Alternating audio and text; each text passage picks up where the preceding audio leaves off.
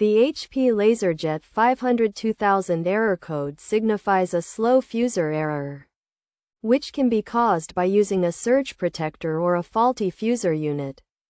To fix this error, try the following steps. If using a surge protector or power strip, turn off the printer. Wait 60 seconds. Then unplug it from the surge protector and plug it directly into the wall outlet. Turn the printer on and test it. If this doesn't work, replacing the fuser may be necessary.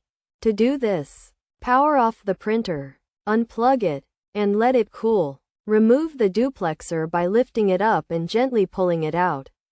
Then pull down the rear door and squeeze the mounting hinge to remove it. Next, pull up the blue levers to release the fuser log.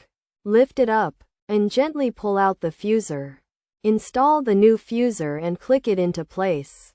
Then reinstall the rear door, starting from the left and moving to the right.